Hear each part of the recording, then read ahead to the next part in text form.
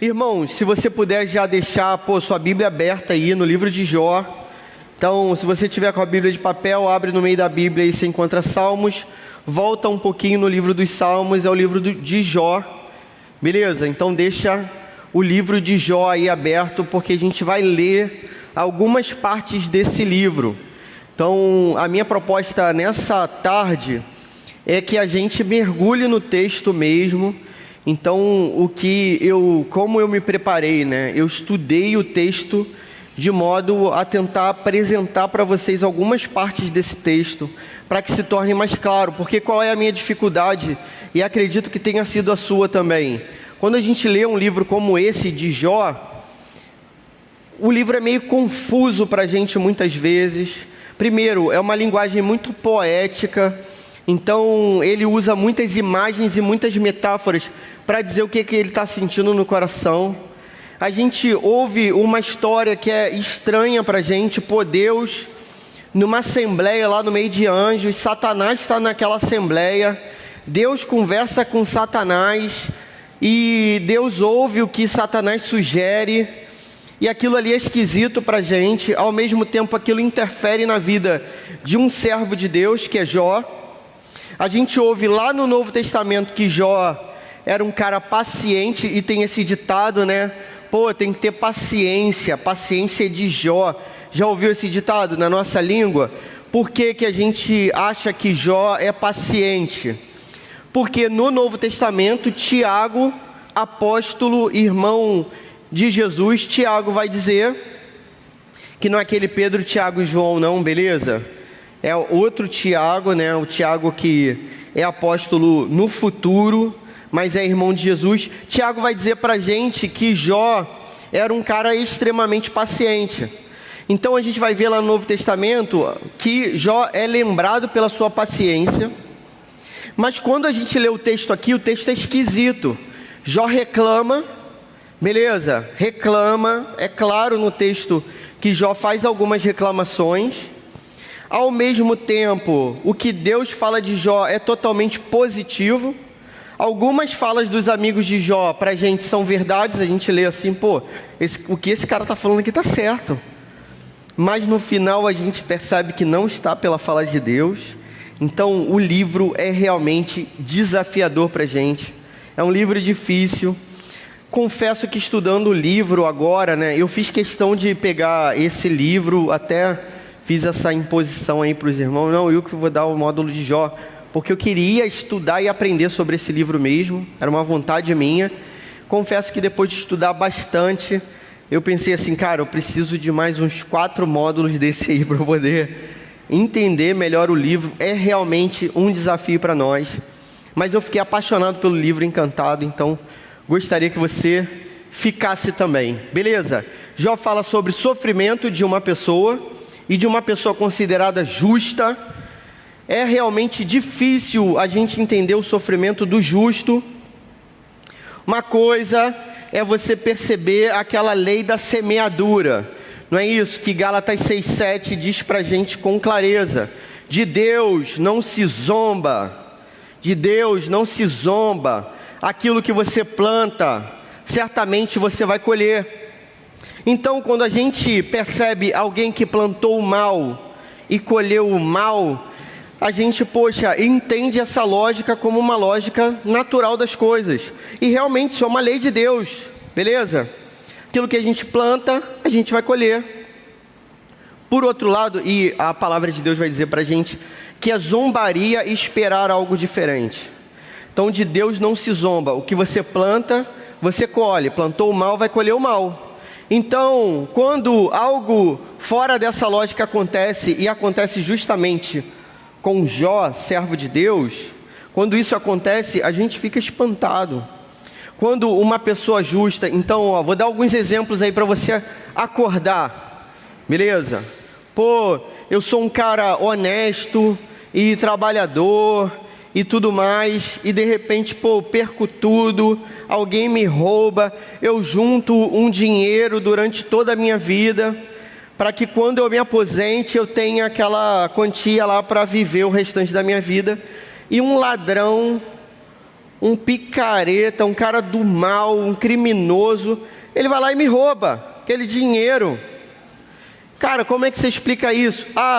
Uma esposa que é uma boa esposa, que cuida da sua família, que ora pelo seu marido, e que de uma hora para outra o marido resolve trair essa esposa e sair de casa e abandonar o seu lar. Cara, como é que você explica esse tipo de situação? Como é que você explica o sofrimento dentro do nosso cotidiano? É sobre isso também que esse texto fala sobre a justiça de Deus, mas principalmente esse texto é bom, porque o final desse texto é um final feliz. O que a gente encontra no final da vida de Jó é a redenção. Deus salva Jó, Deus restitui Jó, e a gente vai aprender aí com esse texto. Beleza? Você já se sentiu como Jó? Tem uma música do Marcão. Quem conhece aí a banda do Marcão, Fruto Sagrado, ele diz assim: hoje eu acordei me sentindo pó, me sentindo só, igual a Jó. Hoje eu até cantei com ele essa música, uma parte. Botei no rádio lá, cantei junto. Pô, obrigado. Senti falta dos aplausos realmente, mas obrigado, meu irmão, você ter puxado aí. Você já acordou assim, se sentindo Jó, se sentindo injustiçado, se sentindo sozinho, sentindo sem resposta de Deus para as suas orações? Então é isso que a gente vê na vida de Jó. Sobre a autoria do livro, rapidamente, antes da gente mergulhar no texto em si. A gente não sabe quem escreveu o livro, tudo bem? Então, não tem como dizer. Uma possibilidade levantada pela história da igreja seria que Moisés foi o cara que escreveu esse livro, porque o livro é muito antigo realmente, pelo tipo de linguagem, pelo tipo de estrutura. Só que o próprio Moisés não vai dizer isso, o livro não vai dizer isso, e a gente realmente não tem como saber. A gente sabe que Jó não escreveu o livro. Por quê? Porque lá no final, no capítulo 42, você vai ver que os dias de Jó são contados. Então, Jó já morreu, tudo bem? Então, quando o livro é finalizado, Jó já morreu. Então, não foi ele quem escreveu o livro.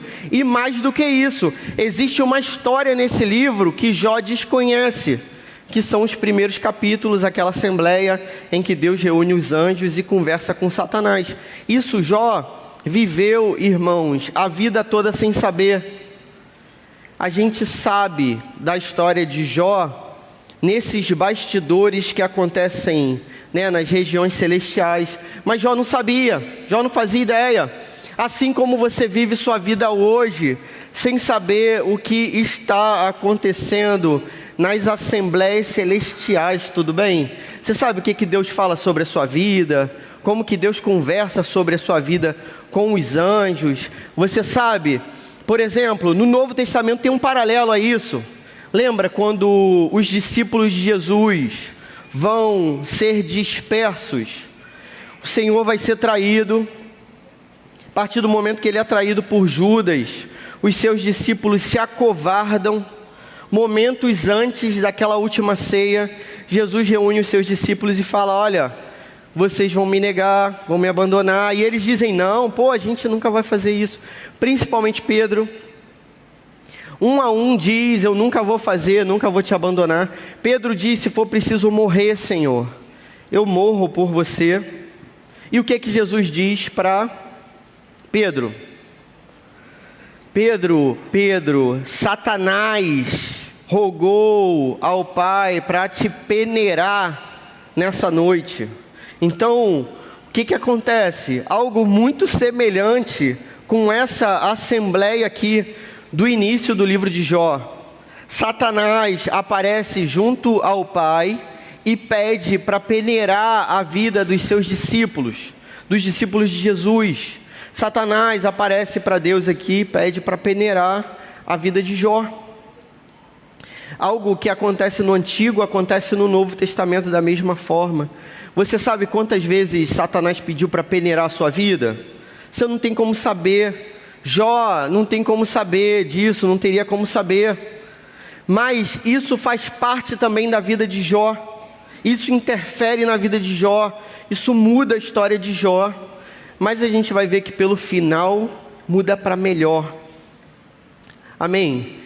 Você se sente como Jó nessa tarde, injustiçado, decepcionado, entristecido?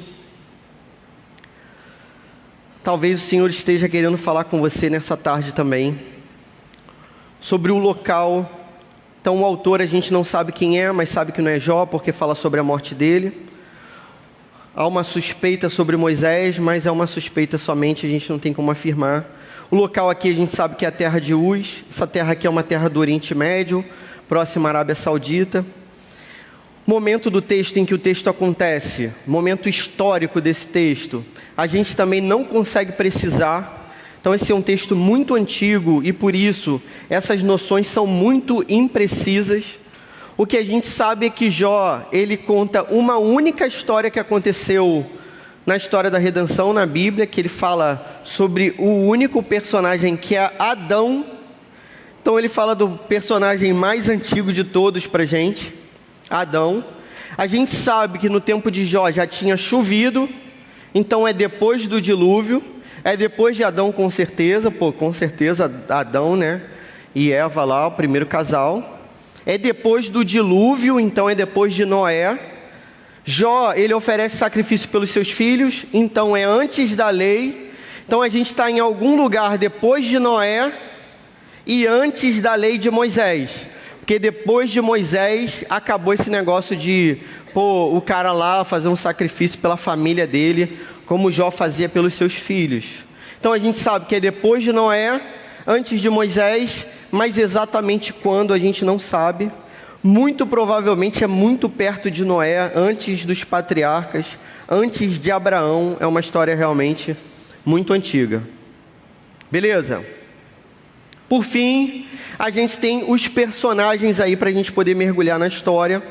O personagem principal da história é Deus, assim como a gente viu em Gênesis, que o personagem principal é Deus. Aqui o personagem principal não é Jó, é Deus. Deus é o protagonista dessa história. Além desse personagem, a gente tem Satanás, essa figura que já era conhecida no tempo de Jó.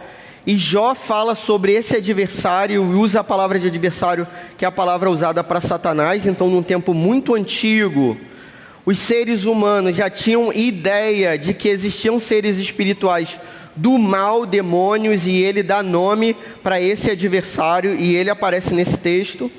A gente tem o próprio Jó, que é a estrela aqui da história. Difícil da gente conseguir compreender quem é Jó aqui nesse texto. E os amigos de Jó, que a gente vai tentar citar aos poucos aí. Jó capítulo 1, abre aí sua Bíblia para a gente ler juntinho, vamos lá? Vamos começar a ler a Bíblia aí, galera. A gente é crente, agora a gente vai mostrar que é crente. Vamos ler esse trechinho de pé, só para você não dormir aí rapidinho. Vamos lá? Jó 1, de pé, eu vou ler com vocês, aí você pode acompanhar aí, por favor. Na terra de Uz vivia um homem chamado Jó. Então a gente tem um local aqui apresentado, a gente não sabe quando, e tem um personagem que é Jó. Era homem íntegro e justo, temia a Deus e evitava fazer o mal. Então, o que a Bíblia vai dizer para a gente? Que Jó era íntegro e justo, ele temia a Deus e ele se desviava do mal, ele evitava o mal. Pode sentar aí agora, você já acordou, né? Quem levantou, acordou. Quem já estava dormindo, ficou. Não viu nada, meu irmão. Levantaram, né? Eu tinha um professor que o cara era tão doido que às vezes tinha um aluno dormindo, ele combinava com a turma assim, vamos sair todo mundo, a gente sai, apaga a luz. Aí apagava a luz, saía para o aluno acordar assim, sem ninguém, né? O que aconteceu? Acabou a aula, a escola fechou e eu tô aqui, né, dentro da escola. Era homem íntegro e justo. O que você deve entender aqui? Deus, quando fala nesse texto, Deus diz a verdade. Então a gente não deve duvidar da fala de Deus. O narrador, inspirado por Deus, revela o coração de Deus nesse texto. Então quando a gente ouve Deus falando, tudo bem? E o narrador falando que não é Jó, que não é Satanás, que não é Deus, que não são os amigos de Jó, não é a mulher de Jó. Quando você ouve essa voz, que é essa voz inicial aqui, de quem está contando a história, essa voz é inspirada. Então aqui a gente tem a verdade. Todo o resto você pode duvidar. Você pode duvidar do que Jó fala, você pode duvidar do que os amigos de Jó falam, você pode duvidar do que Satanás fala e deve duvidar. Você pode duvidar da esposa de Jó, mas você não pode duvidar daquilo que Deus diz e daquilo que o narrador, inspirado pelo Espírito Santo, vai dizer. Esse narrador garante para a gente que Jó era homem íntegro e justo, ele temia Deus e ele evitava fazer o mal. Então Jó é um homem santo, tudo bem? Assim como Moisés foi apresentado aqui como um homem santo, Jó era um homem santo. Mas Jó era um homem, tudo bem? Então, Jó não era o Cristo. Moisés não era o Cristo. Moisés era um homem e Jó era um homem. Então Jó não é perfeito. A gente não pode, apesar do texto dizer que ele era justo, dizer que ele era íntegro, ou seja, inteiramente voltado para Deus, apesar do texto dizer que ele temia Deus e evitava fazer o mal, a gente não pode olhar para Jó como quem olha para Jesus esperando perfeição. Isso não deve acontecer no texto. E o texto vai trazer essa clareza para a gente. Jó não é um cara perfeito, mas Jó é íntegro, justo, assim por diante. O texto continua, verso 2. Tinha ele 7 filhos e 3 filhas, e possuía 7.000 ovelhas, 3.000 camelos, 500 juntas de boi, 500 jumentos, e tinha muita gente a seu serviço. Era o homem mais rico do Oriente. Esse texto está dizendo num tempo em que existiam pessoas muito ricas. Então provavelmente você já tem aqueles caras que eram grandes, despontando aqui, dominando regiões, dominando riquezas de regiões, e Jó era o mais rico de todos. Tudo bem? Essa é a voz do narrador, então você tem que aceitar isso como verdade. O livro está colocando isso para você como verdade. Ele era o cara mais rico. A descrição continua, verso 4. Seus filhos costumavam dar banquetes em casa, um de cada vez, e convidavam suas 3 irmãs para comerem e beberem com eles. Terminando um período de banquetes, Jó, olha o que Jó fazia. Jó mandava chamá-los e fazia com que se purificassem. De madrugada ele oferecia um holocausto em favor de cada um deles, pois pensava: talvez os meus filhos tenham lá no íntimo pecado e amaldiçoado a Deus. Essa era a prática constante de Jó. Então, o que Jó faz? Seus filhos são prósperos também, eles dão banquete. Aqui não é o ano todo de banquete, tudo bem? Os comentaristas vão dizer que são em momentos festivos assim, mas eles faziam mudavam a casa, né? Alternavam a casa do banquete. Então, né, a gente é da mesma célula. A gente vai fazer, uma festa lá na nossa célula, Dona Sofia. Primeira pessoa sorteada vai ser na casa da Dona Sofia. Aí vai todo mundo lá, come e tal. Depois na casa da Beth. Aí vai todo mundo lá, come, assim por diante. Tudo bem? Então, cada um cedia a casa um pouquinho dos filhos e eles davam banquetes. Eles eram muito ricos. O texto não está dizendo que os filhos de Jó eram pecadores, faziam mal, mas Jó era tão temente a Deus e tão zeloso que ele tinha medo se no íntimo do coração os filhos, naquela hora ali em que eles têm a riqueza e que eles têm o banquete, se em algum momento eles teriam pensado algo contra Deus. E aí ele vai, sem saber, não tem certeza, mas por via das dúvidas ele vai lá e faz sacrifícios lá para que os filhos sejam perdoados. Então, Jó faz sacrifício, não é o tempo de Moisés, Beleza, isso a gente já entendeu. Só que agora vai começar a primeira prova de Jó. Olha só, o texto é impressionante. Verso 6, capítulo 1, verso 6. Certo dia, os anjos vieram apresentar-se ao Senhor. Então, o que o texto está dizendo? Que tem um dia, que a gente não sabe qual é, mas tem um dia em que os anjos se apresentam a Deus, como se eles prestassem contas a Deus. Beleza? Não tem um dia que você senta aí com o seu discipulador e tal. Tem um dia que os anjos se assentam em volta de Deus e prestam contas para Ele.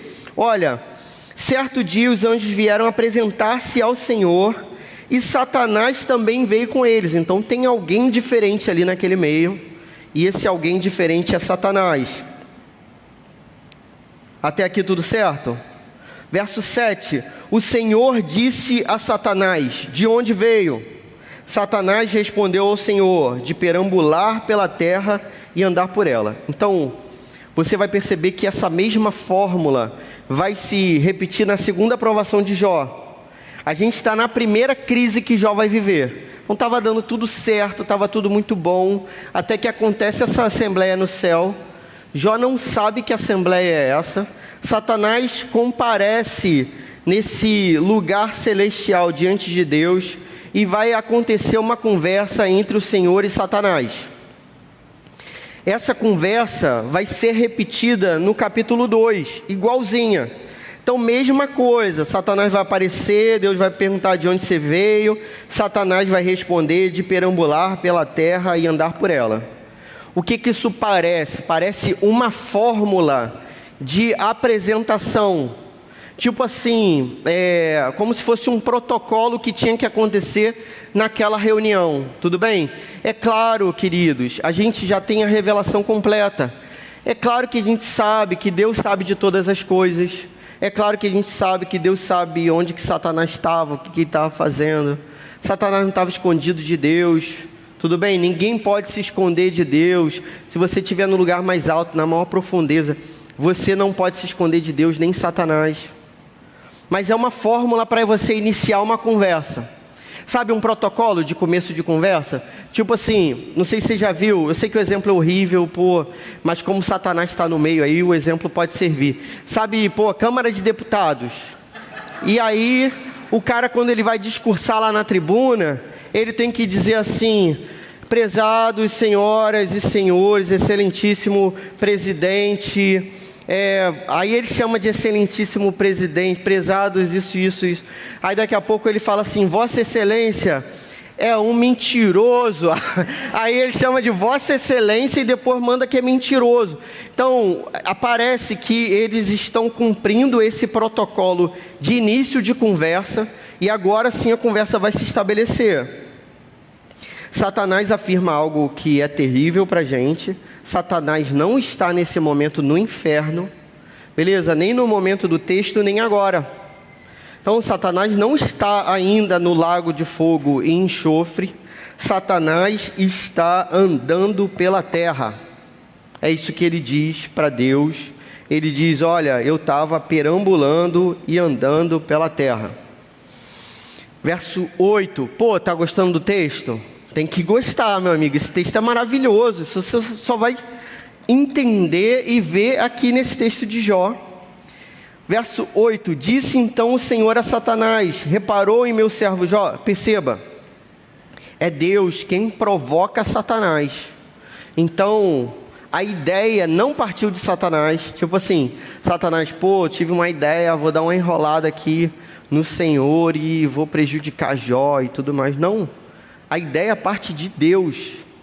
O movimento desse tabuleiro todo que está sendo, entre aspas, jogado, quem inicia esse movimento todo é o próprio Deus.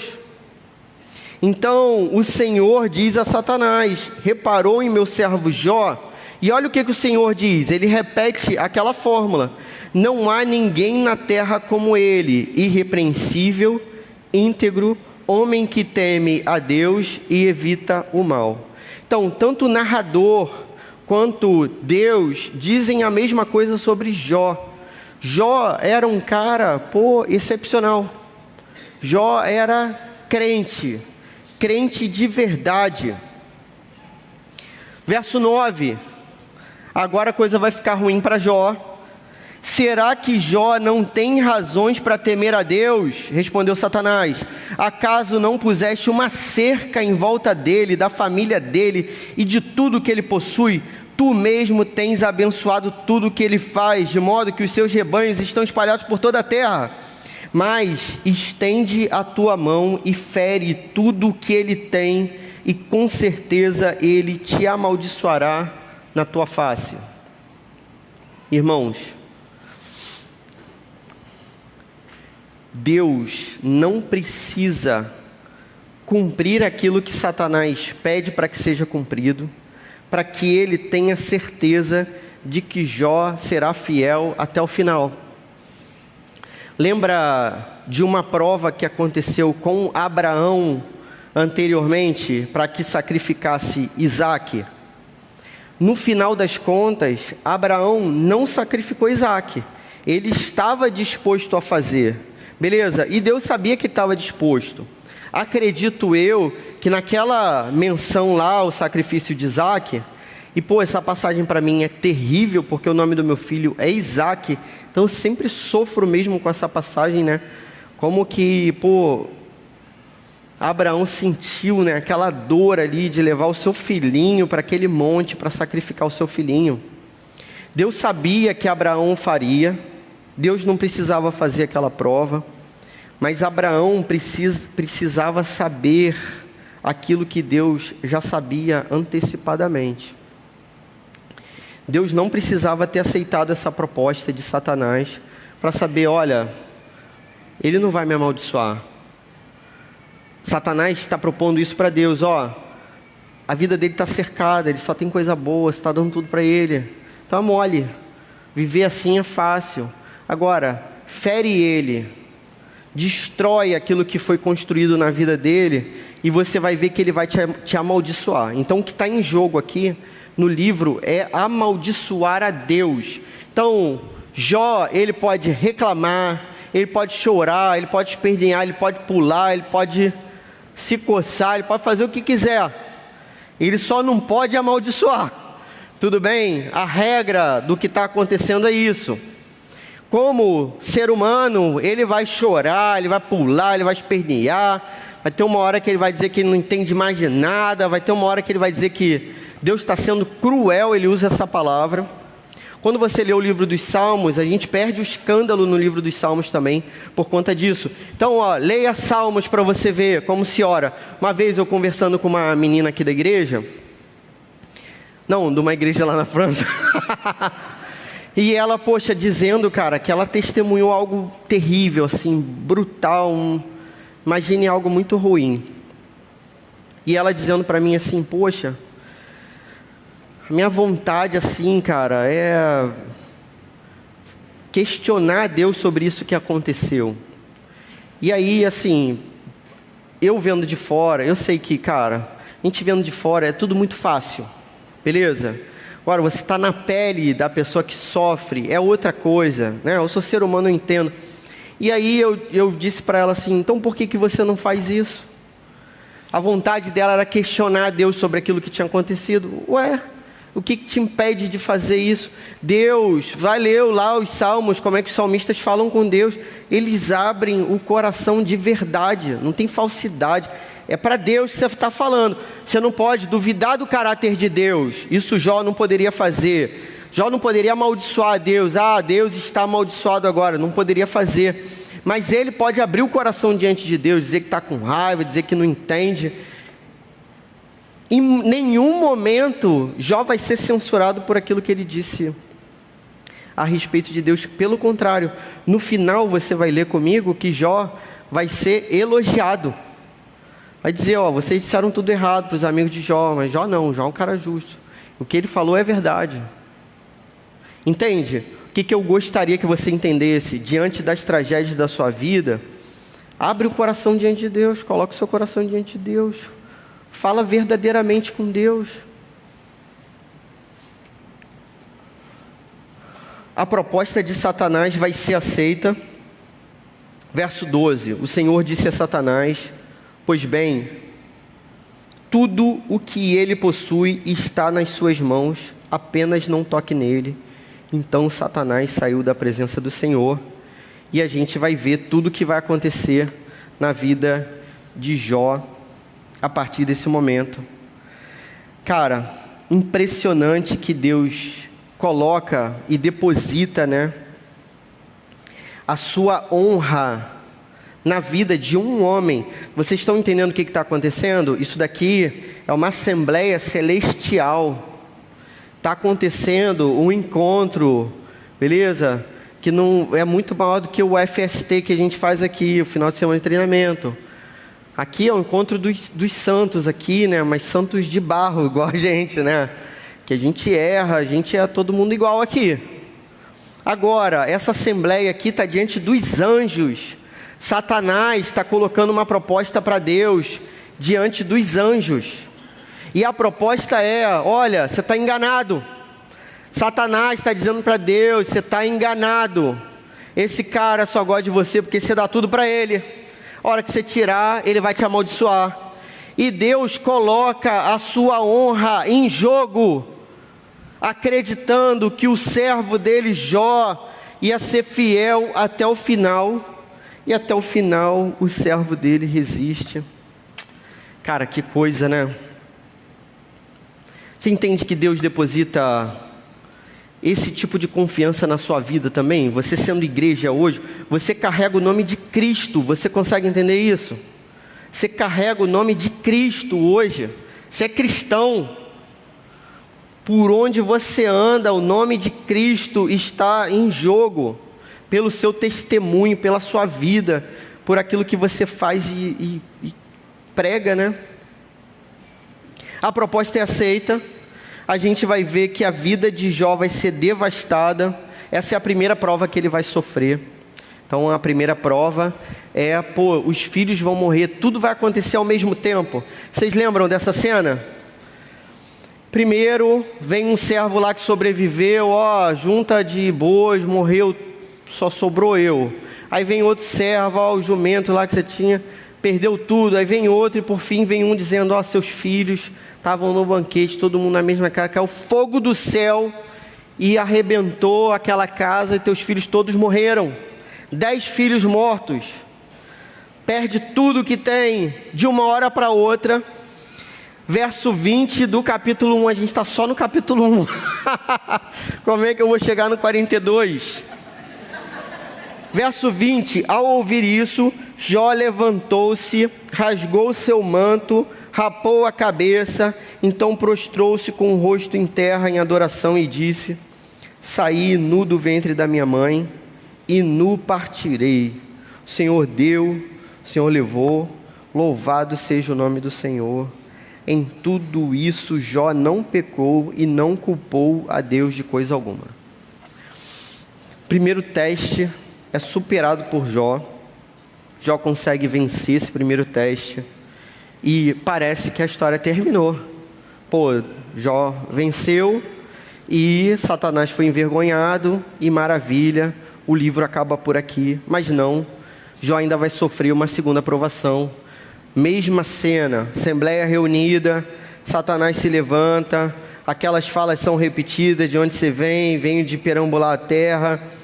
O Senhor pergunta de novo: você reparou no meu servo Jó? Ninguém é como ele. Deus, verso 3, capítulo 2, verso 3. Deus diz que ele é irrepreensível, íntegro, o homem que teme a Deus e evita o mal. A mesma fórmula repetida. Ele se mantém íntegro, apesar de você ter me instigado contra ele. E aí Satanás vai dizer algo estranho aqui pra gente. É uma metáfora esquisita. Satanás diz para Deus assim: pele por pele. E aqui está com ponto de exclamação. Satanás está gritando naquela assembleia: pele por pele, respondeu Satanás. Um homem dará tudo o que tem por sua vida. Estende a tua mão e fere a sua carne e os seus ossos, e com certeza ele te amaldiçoará na tua face. Então Satanás se levanta mais uma vez. Satanás espera que a prova aumente agora. Satanás diz pele por pele. Tem uma expressão popular que chama Satanás de sete, não chama de sete peles não, chama de sete pele. Sete pele é uma expressão popular, não coloca nem no plural assim, né? Sete pele. Satanás diz pele por pele, deixa eu arrancar tudo, e aí a gente vai ver se ele não vai te negar. Para nosso espanto, lendo essa história, Deus permite que isso aconteça, e aí Jó vai ser provado pela segunda vez. Agora, poxa, toda a saúde de Jó vai ser destruída, ele vai passar por um tratamento, né, diante de Deus ali, terrível mesmo. As descrições que o texto vai fazendo ali, né, são descrições de que ele estava com febre. Alguns estudiosos vão dizer que vão tentar aliviar um pouco a barra de Jó nesse momento, vão dizer assim, pô, Jó devia estar meio que delirando, por isso que tem hora que ele, assim, é bem pirracento mesmo ali com Deus e tal. É uma possibilidade, mas parece que Jó está bem lúcido no texto. Todas as vezes que ele fala, ele faz comparações. Então, assim, parece que ele não perdeu a lucidez em momento nenhum. Mas ele vai sofrer algum tipo de doença ali que a gente não sabe qual é. Tem uma hora que ele diz que tem um instrumento sendo enfiado na espinha dele. Então é como se ele sentisse dores profundas mesmo. Ele vai ter que se coçar com um caco de telha. Então ele ainda, além de dor, além de febre, além da pele dele ser consumida, ele ainda sente uma coceira, que é uma coceira sem fim. Não consegue dormir, tem pesadelo. Então pensa aí no pior dos quadros que você puder pensar. É o que está acontecendo com Jó. A partir desse momento, final do verso 2, os amigos vêm consolar Jó. Você vai perceber o seguinte, essa é a segunda prova. Tudo bem? Jó vai ser ferido na sua própria pele. E aí chegam os amigos para que ele seja consolado. Eles ficam 7 dias em silêncio. Então Jó sofre agora, entre a primeira e a segunda prova, a gente não sabe quanto tempo tem, então a Bíblia não diz. Então, por exemplo, os filhos dele morreram, e agora ele ficou doente. Quanto tempo tem isso? Uma coisa e outra, ninguém sabe. Mas agora a gente sabe que os amigos entram em cena, e quando esses amigos entram em cena, eles entram para consolar. Num primeiro momento parece que eles estão fazendo certo, então eles sentam e ficam calados, e são 7 dias de silêncio. A atitude de Jó aqui, para você que é novo na fé, pode parecer estranha, né? O cara, vestir pano de saco, o cara jogar terra na cabeça, raspar a cabeça e ficar assim, né, com a roupa esquisita, todo esquisito, todo sujo. Mas era a forma que o mundo antigo mostrava que a pessoa estava arrependida, contrita. Então Jó está demonstrando arrependimento e contrição diante de Deus. Até aqui ele não amaldiçoou. Mas os amigos vão entrar em cena e aí a coisa vai se encaminhar para a terceira prova. Então olha só, Jó não passou por 2 provas somente, né? A destruição dos seus parentes, da sua vida e da sua saúde. Não, Jó vai passar por uma terceira prova agora, que é a prova da conversa com os seus supostos amigos. Me lembro uma vez, eu fui participar de um sepultamento, né? Nessas horas a gente não tem o que falar, né, cara? É muito difícil. Lembro, uma vez eu estava com o Marcão, e aí o Marcão estava mais ou menos nessa posição, eu estava aqui, aí o Marcão que estava responsável, né? Estava só acompanhando, eu era o estagiário lá do Marcão. E aí o Marcão falou assim, então, aí eu vou falar uma palavra tal. E aí o Marcão nessa posição aqui, né? Eu vou falar uma palavra, e depois eu vou pedir para o reverendo fazer uma oração. Aí ele olhou assim para mim, aí eu estava aqui nessa posição, aí nessa hora que ele falou, o reverendo vai fazer uma oração, ele olhou para mim, eu já olhei para trás assim, eu pensei, que história é essa, né? O reverendo vai fazer uma oração. Eu pensei, cadê esse cara, meu Deus? Aí depois eu percebi que ele estava falando de mim. O reverendo sou eu. Porque o momento daquele, né, é um momento estranho. É tudo estranho, né? Os filhos dele morreram, 10 filhos. Então, é um momento terrível. Eu me lembro uma vez conversando com o pastor Henrique também, o que eu faço, né? Chego num lugar desse, o que eu faço? Aí o pastor Henrique falou, cara, não tem que fazer nada, beleza? Só você sentar e ficar do lado da pessoa. É o que se espera de alguém num momento como esse, é sentar, ficar do lado, em silêncio, chora junto, não precisa dizer nada. Porque, né, as palavras, às vezes, elas só pioram as coisas. Por mais que a gente tente dizer palavras para consolo, as palavras elas vão tornando aquilo uma tortura pior. O papel dos amigos de Jó era ficar calado e chorar com ele e deixar ele falar o que ele quisesse. Tem coisas que as pessoas falam nesse momento de sofrimento, que são coisas que eu acredito sinceramente, irmãos, que Deus não leva em consideração. Não leva em consideração, literalmente, como foi com Jó, em várias vezes que ele falou uma opção de bobagem aqui. Você vai ver que Jó fala bobagem mesmo. Deus não leva em consideração. Já vi uma pessoa perguntando onde é que estava Deus quando aconteceu isso. No momento normal, a gente nunca faz esse tipo de pergunta, onde é que estava Deus. A gente não consegue mensurar essa pergunta. A gente sabe que essa pergunta é ofensiva para Deus. A gente sabe disso, mas no momento de crise, né, e de crise terrível, no momento de tragédia, a gente entende alguém que faça esse tipo de pergunta. E aí você ouve essa pergunta e fica calado, você não tem que responder onde é que Deus estava. O erro dos amigos de Jó era achar que eles eram defensores de Deus. Eles se colocaram nessa posição. A gente vai defender Deus daquilo que Jó está dizendo num primeiro momento de amargura. Mas Deus não queria que eles fossem advogados dele. Pelo contrário, porque quando eles advogavam contra Deus, eles acusavam Jó. E aí você vai ver, 3 caras que se levantam. Elifaz é o primeiro cara que se levanta, capítulo 4. Tá com a Bíblia aí, galera? Capítulo 4, Elifaz se levanta. E aí quando Elifaz se levanta, ele começa a tentar responder aquilo que Jó falou. Jó falou amargurado, são 7 dias de silêncio, 7 dias sofrendo, 7 dias vivendo aquela tortura toda que ele estava vivendo, passando. Você pensar que Jesus viveu algo muito mais intenso e infinitamente mais dolorido do que Jó. A tragédia que aconteceu com Jó, irmãos, é difícil da gente comparar com algo que a gente já viu na nossa vida. Jesus vivenciou isso 1 bilhão de vezes mais, porque ele vivenciou isso pelos 1 bilhão que ele salvou na cruz, ou muito mais. As tragédias da nossa vida estavam sobre Jesus Cristo, pelas feridas dele nós fomos curados. Então Jesus viveu algo muito pior. Jó diz aquelas palavras ruins, Elifaz se levanta agora e vai tentar argumentar com Jó.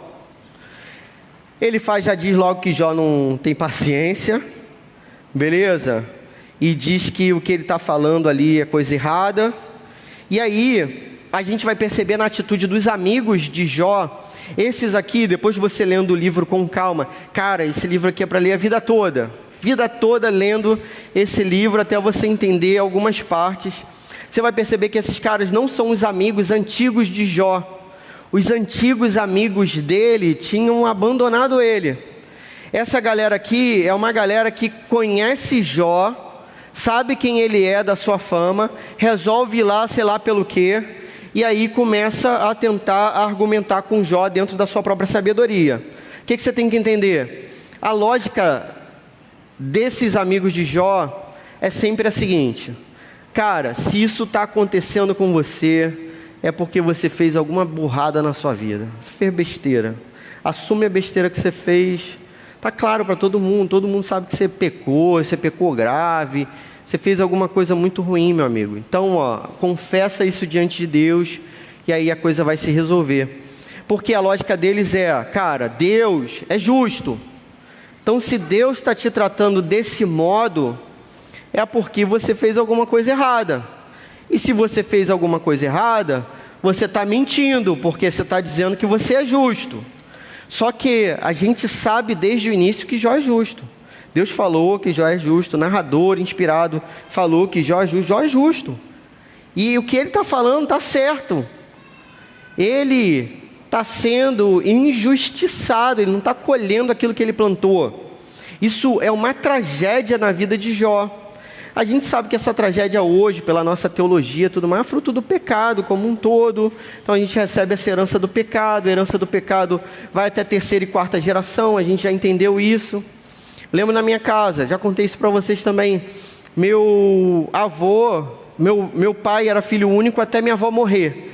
Quando minha avó morreu, meu avô revelou que ele tinha mais 3 filhos, que ele tinha sei lá quantas famílias. E aí a casa que o meu pai vivia, que a gente vivia, se tornou a casa de uma opção de gente. De uma hora para outra. E só eu que achei graça, nem minha família achou.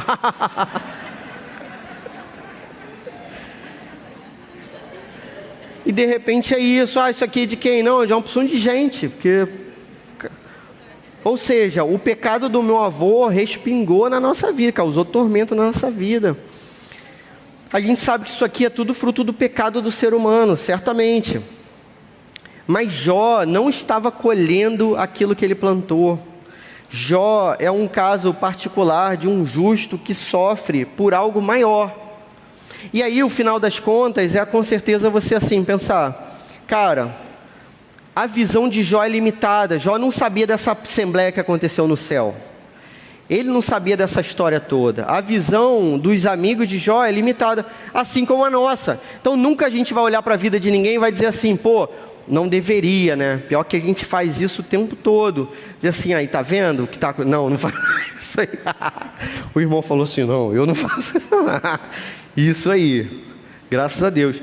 Pô, a gente vê uma desgraça acontecendo e o que a gente quer fazer? Achar motivo para desgraça.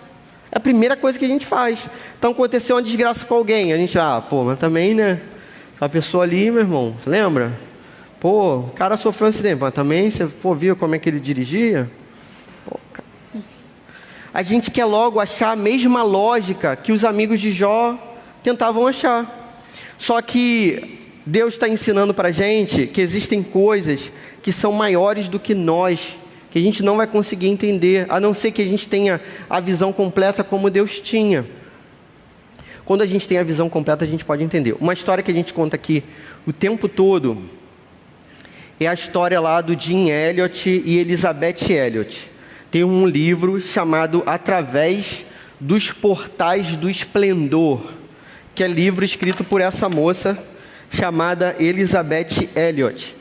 Então, anota aí, Através dos Portais do Esplendor, o livro mais difícil e mais bonito que você vai ler depois aqui do livro de Jó.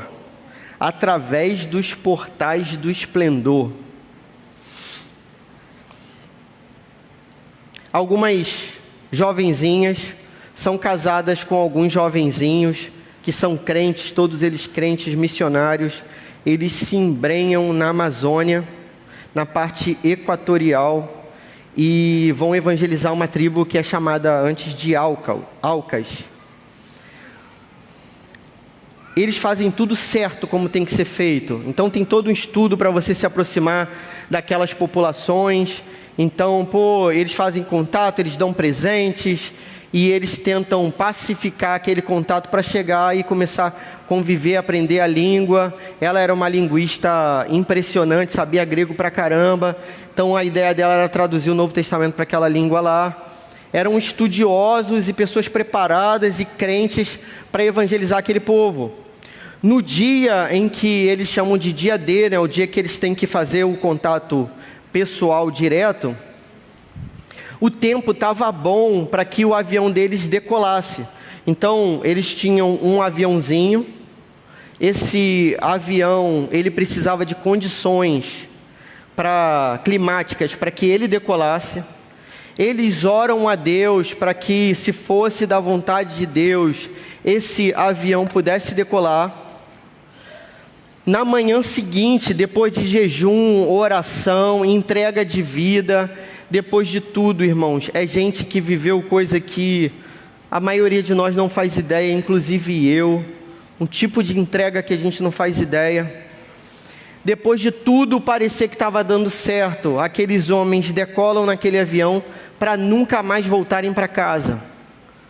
Eles descem naquele lugar, eles fazem contato, Só que enquanto eles estavam orando, jejuando, buscando a Deus, se preparando para aquele contato, estava acontecendo uma briga naquela comunidade indígena, e aquela briga foi estabelecida a ponto deles dizerem assim: os nossos inimigos são aquele pessoal que lançou aqueles presentes lá para a gente, e assim que a gente se deparar com eles, a gente vai matar eles. Eles voam de avião, conseguem pousar, eles poderiam nem ter conseguido pousar, conseguem fazer o pouso, conseguem fazer contato e são assassinados por aquela comunidade indígena lá. A Elizabeth Elliot, ela vai fazer essa pergunta no livro. Ela diz assim: poxa, Deus não teria todo o poder para enviar um vento forte, uma neblina, uma chuva que fosse, para que esse avião não decolasse? Certamente que sim, irmãos. Certamente que sim.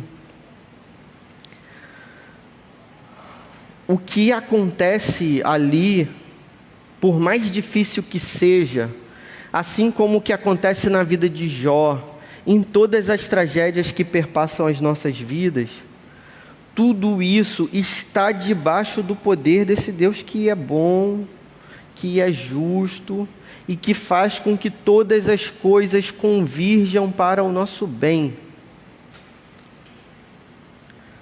Esse é o retrato que o livro está trazendo para a gente. Você está entendendo? O retrato que o livro está trazendo para a gente é esse. O John Piper vai dizer algo que eu acho importante para a gente marcar aqui e agora, que é o seguinte: quando você retira Deus das tragédias que acontecem na sua vida, você não pode contar com Ele nelas. Quando você retira Deus das tragédias, você não pode contar com Ele nelas. Você deve considerar que Deus rege a história, mesmo em meio ao sofrimento terrível. Deus está à frente, mesmo em meio ao sofrimento terrível.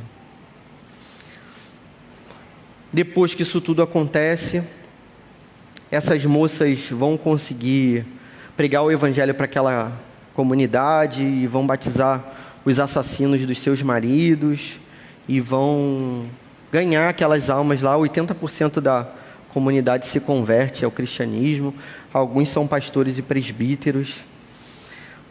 A questão do sofrimento, irmãos, é assim, a gente não tem a visão do todo. É isso que o livro de Jó ensina para a gente. A gente não tem como saber, a gente não tem a visão do todo, a gente não sabe o que acontece nas assembleias celestiais. A fala de Deus no final para Jó é exatamente essa: Jó, onde é que você estava quando eu criei o céu e tudo mais? Jó, onde é que você estava quando eu criei o jumento selvagem? Quando eu cuido da cria, do cervo selvagem? Onde é que você está? O que você está fazendo nessa hora? Enquanto eu estou tomando conta de tudo, do universo inteiro. Onde é que você está quando eu estou fazendo todas essas coisas? Porque Deus está dizendo para Jó: Jó, a sua mente não é a minha. E Deus está falando isso para mim o tempo todo. Irmãos, isso é duro pra caramba. Às vezes a gente espera que o sofrimento seja mais curto, né? Mais curto. Eu comecei a fazer um tratamento, irmãos, e eu esperava que esse tratamento demorasse 6 meses. E eu estou há 3 anos e pouco fazendo esse tratamento. E cara, como que eu gostaria que fosse mais curto. Mas Deus sabe. Deus sabe, cara, Deus sabe. E no final das contas, Ele está à frente da história. E no final das contas, Satanás é envergonhado com a nossa vida. E no final das contas, a igreja de Jesus Cristo prevalece, o evangelho é pregado. É essa história que está sendo contada aqui. A gente vai pular para o capítulo 30. Pode ser? para a gente já caminhar para o final. Aí, os amigos de Jó começam a falar. Os amigos de Jó falam uma porção de besteira. A partir do capítulo 29, Jó vai fazer uma autobiografia. E aqui a gente tem lições profundas assim. Capítulo 30, Jó vai começar a dizer o que ele fazia na vida dele para ele ser considerado justo diante de Deus. E a gente vê que Jó é sincero. Olha só, capítulo 30. Mas agora eles zombam de mim, homens mais jovens que eu, homens cujos pais eu teria rejeitado, não lhes permitindo sequer estar com cães de guarda do rebanho. De que me servia a força de suas mãos? Aí Jó vai começar a se defender. Capítulo 31 agora, pula um capítulo aí, por favor. Capítulo 31. Fiz acordo com os meus olhos, de não olhar com cobiça para as moças, pois qual é a porção que o homem recebe de Deus lá de cima? Qual a sua herança do Todo-Poderoso que habita nas alturas? Então Jó vai começar a dizer como que ele vivia. E ele diz que uma das coisas que ele fazia, irmãos, a gente pode pensar assim, Jó era um cara justo, bom, tal. Mas e aí, o que ele fazia para viver, para ser justo, bom? Ele se esforçava. Ele tentava fazer isso com toda a sua força. E o trato que ele faz com Deus é um trato que a gente poderia pensar assim, Jó é um cara tão elevado que ele não vai ter nem esse tipo de tentação, olhar com cobiça para as moças. Mas não, olha só, fiz acordo com os meus olhos, de não olhar com cobiça para as moças. O que é acordo com os olhos, irmão? É desviar o olhar. É acordo com os olhos, é você não olhar, você tentar não olhar. Fiz acordo com os olhos, não olhar com cobiça para as moças. Aí ele continua. Verso 4, não vê ele os meus caminhos e não considera cada um dos meus passos. Então por que ele faz isso? Porque ele sabe que Deus está conduzindo a vida dele como um todo. Se me conduzir com falsidade, verso 5, ou se meus pés se apressaram a enganar, Deus me pese em balança justa e saberá que não tem culpa. Se meus passos desviaram-se do caminho, se o meu coração foi conduzido por meus olhos, ou se minhas mãos foram contaminadas, que outros comam o que semeei e que as minhas plantações sejam arrancadas pelas raízes. Ele se amaldiçoou aqui. Ele já tinha amaldiçoado o dia do próprio nascimento. Então, e ele podia fazer isso, e Deus não estava chateado com essa parada, beleza? Amaldiçoou o dia, a noite, e ele amaldiçoou a própria vida, beleza? Ele só não podia amaldiçoar a Deus.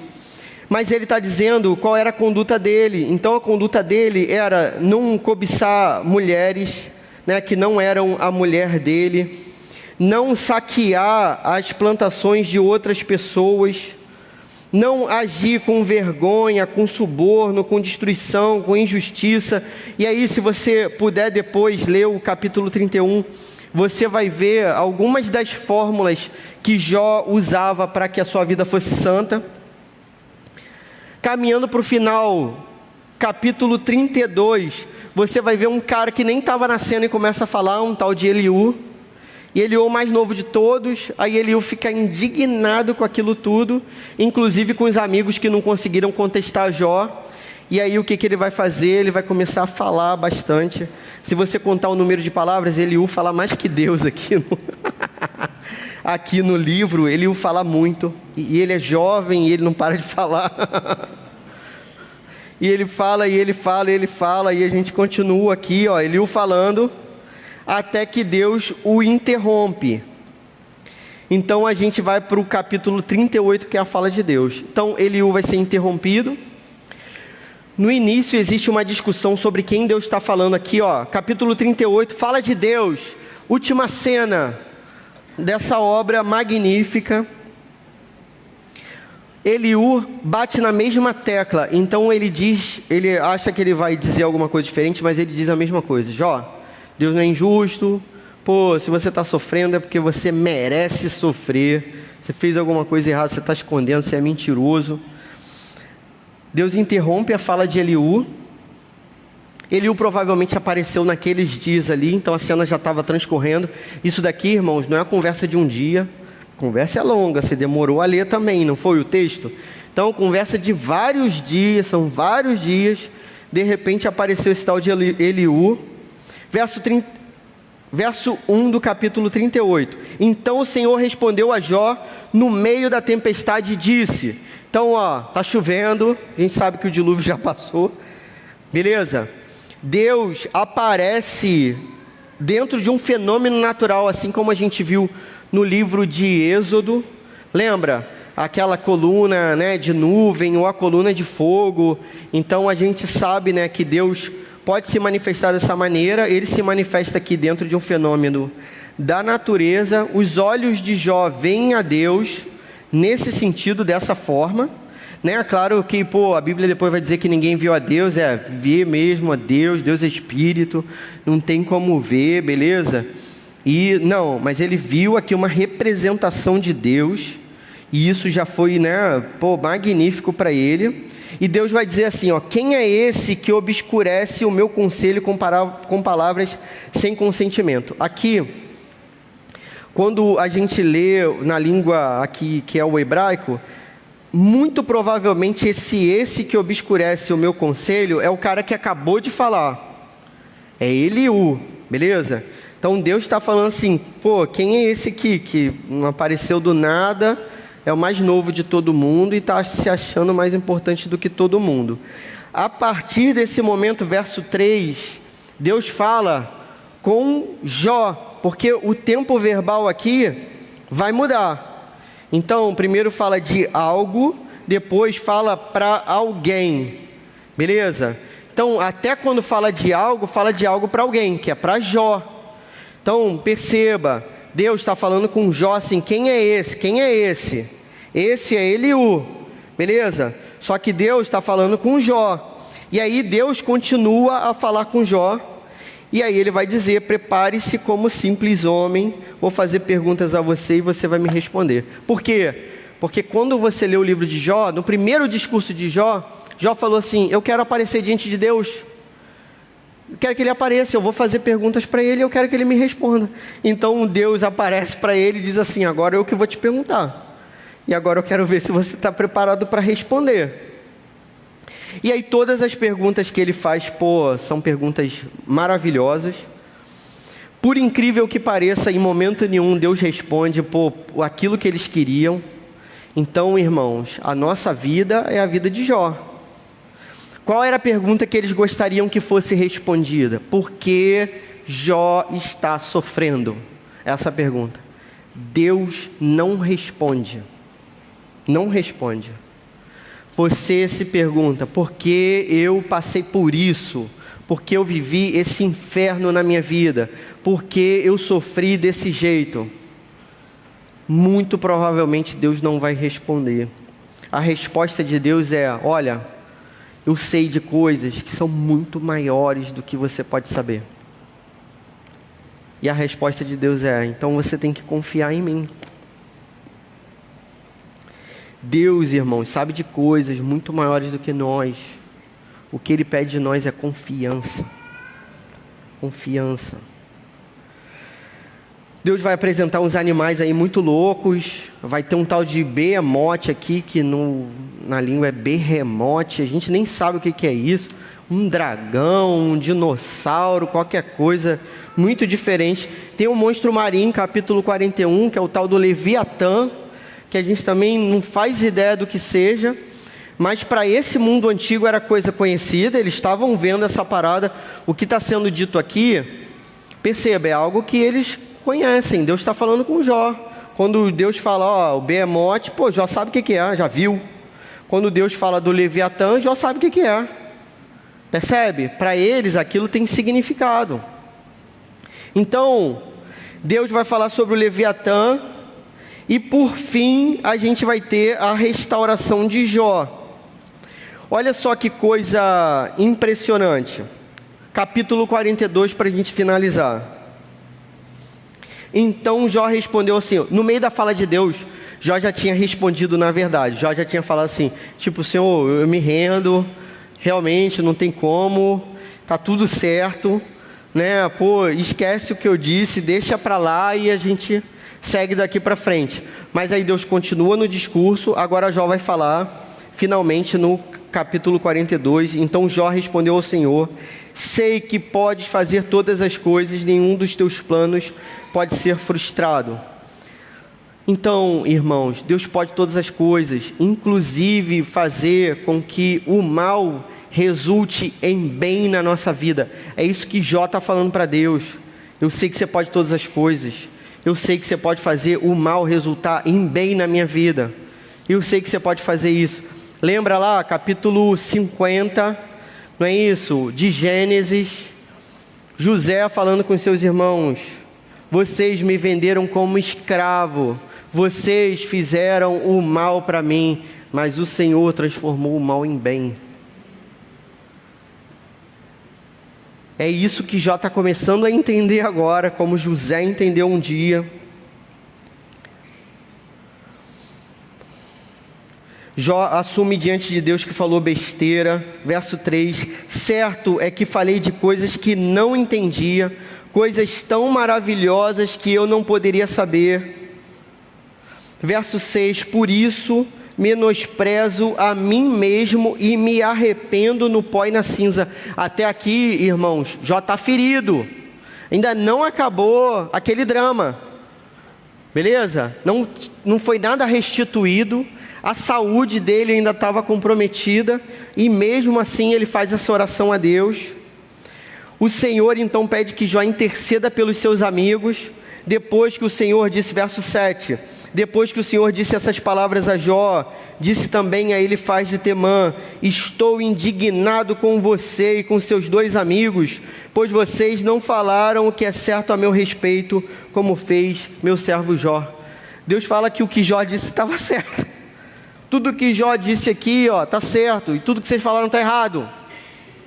Então, agora vocês têm que levar novilhos para Jó interceder por vocês. Se Jó orar por vocês, verso 8, eu vou perdoar aquilo que vocês fizeram. Jó intercede pelos seus amigos, assim como Jesus fez na cruz, né? Intercedeu pelos seus algozes lá. Jó passa pela 4ª prova agora. A 4ª prova é aquilo que Deus fala com ele. Então a primeira prova foi perder tudo, a segunda prova foi perder a saúde, a terceira prova é encarar os seus amigos ali que não eram muito amigos, a 4ª prova é superar ali a presença de Deus, né? E o inquérito que Deus faz com ele. Por fim, seus amigos são restaurados, sua vida vai ser restaurada também. Verso 12, o Senhor abençoou o final da vida de Jó, mais que no início. Ele teve 14.000 ovelhas, aí é tudo dobrado, só o número de filhos que é igual, porque, né, vida é assim, não tem como você restituir, né, dar em dobro, isso não existe, uma vida é uma vida.